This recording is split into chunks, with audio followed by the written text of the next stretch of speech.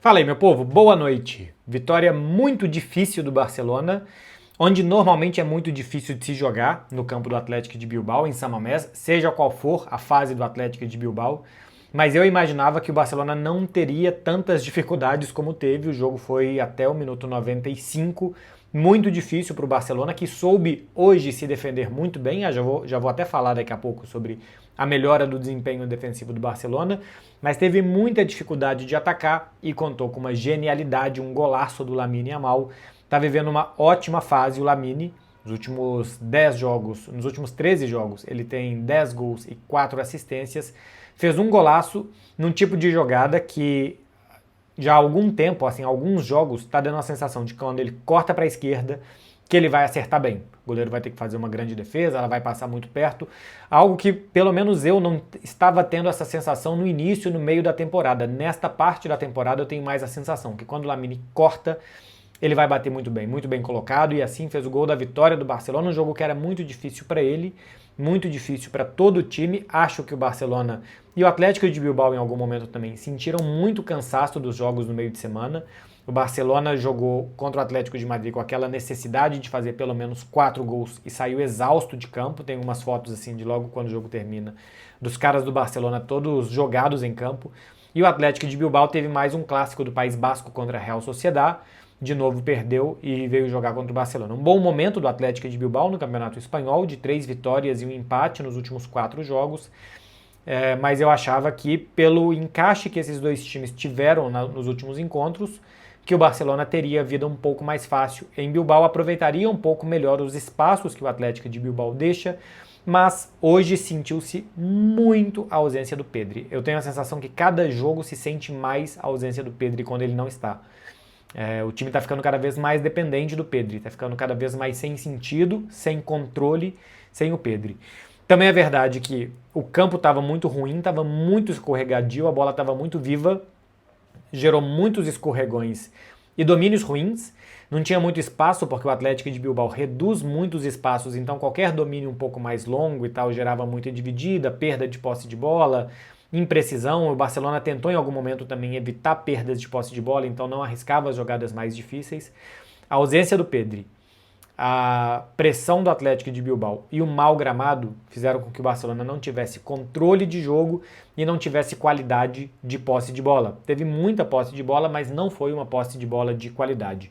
Por exemplo, passes no próprio campo. Contra o Atlético de Bilbao, o Barça trocou 403 passes no campo dele mesmo, o Barcelona. A média do Barça no Campeonato Espanhol é de 251. E é de 251 depois desse jogo, tá? Porque era a média inferior ainda, só que já soma aqui 403 para dividir por 26, número de rodadas, 27, né? O número de rodadas. Então, trocou muito mais passes no campo de defesa. E no terço final de ataque, o Barcelona tentou 106 passes, acertou 71, alguma coisa assim, ou 75, a média de acerto foi de 71%, quando a média do campeonato do Barcelona é de 339. Ou seja, foi 3 vezes menos no terço final o Barcelona do que normalmente ele vai. E normalmente o acerto de passes no terço final é muito maior. Sabe por quê? Porque o Barcelona empurra o rival lá para trás e fica rodando bola no campo de ataque para achar espaço, né? O Atlético de Bilbao não se deixava empurrar para trás, marcava mais alto, então o Barcelona quase não tinha posse de bola ali, onde o Pedri acha o Lamine, por exemplo, aquela situação quase não aconteceu. O Barça não conseguia ter volume de jogo, ganhar o meio-campo, empurrar o adversário para trás, porque o Atlético não queria marcar o Barcelona lá em cima, por isso muitos passes no próprio campo de defesa do Barcelona. O Atlético de Bilbao é depois do Barça, o time que pressiona mais alto em La Liga. É um time que pressiona muito alto, que rouba muitas bolas, rouba mais bolas, segundo Opta, do que o Barcelona no campo de ataque.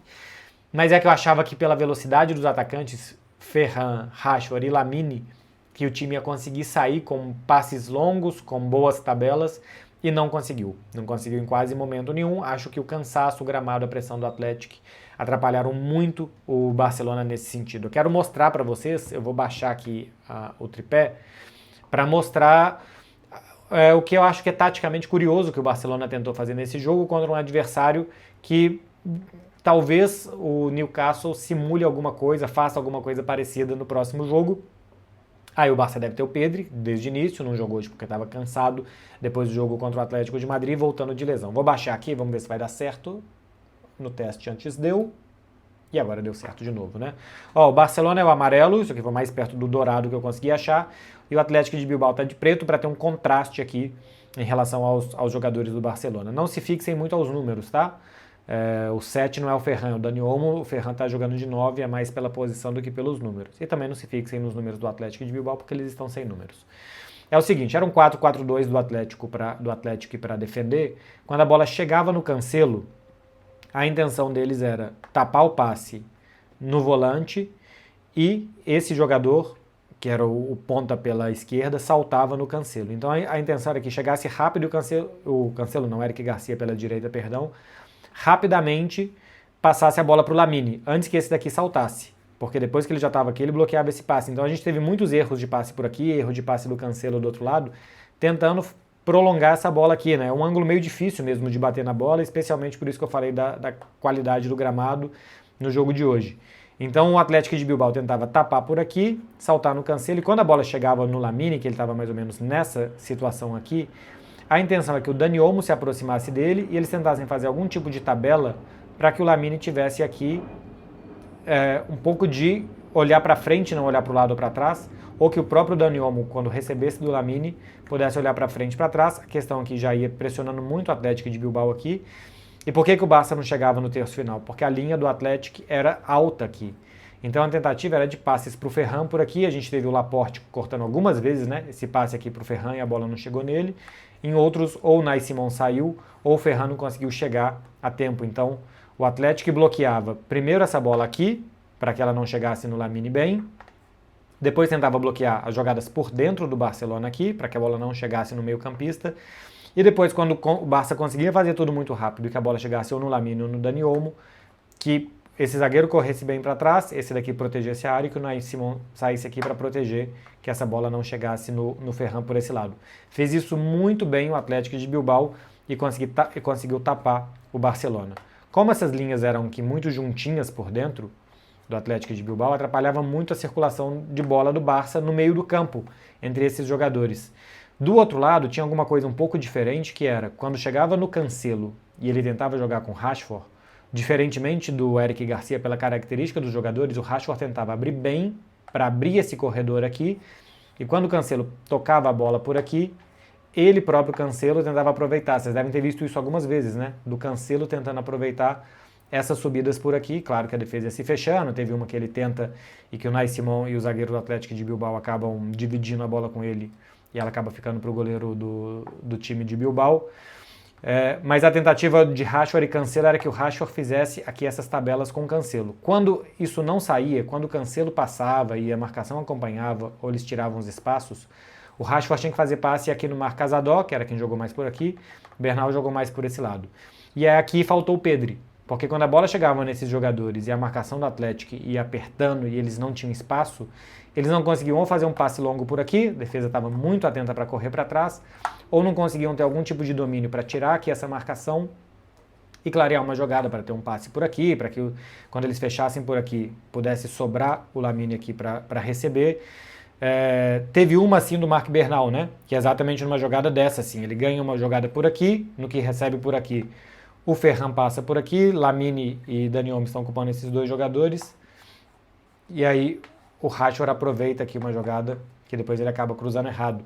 Mas esses dois jogadores aqui do meio do Barcelona não conseguiram jogar, não tiveram qualidade técnica mesmo, né? Por isso tudo que eu falei, pela capacidade, pela qualidade do gramado, pela capacidade do Atlético de recompor muito rápido, de marcar, pelo cansaço dos jogadores do Barcelona e porque eles não são o Pedri, e aí o Pedri faz toda a diferença, para limpar essas jogadas aqui por dentro e aí com o campo um pouquinho mais aberto, poder fazer o passe para esses 4 jogadores de frente e atacar a defesa do Atlético de Bilbao. Por isso foi tão difícil. Não queria perder bola o Barcelona, porque se perdesse era contra-ataque do Atlético de Bilbao. O bom desempenho da defesa do Barça, que não permitiu muito, eu também acho que passa por não ter forçado passes aqui por dentro, não ter tido muitas perdas aqui por dentro, que gerasse depois esses passes na defesa do Barcelona, e aí a defesa funcionou um pouco melhor. Eu acho que taticamente a dificuldade foi essa, foi de jogar nesse espaço muito reduzido, com a defesa alta por aqui. Se a defesa tivesse mais aqui atrás, rodando a bola por aqui, o Barcelona teria conseguido achar mais espaço, mas a altura que o Atlético de Bilbao defendia era muito boa.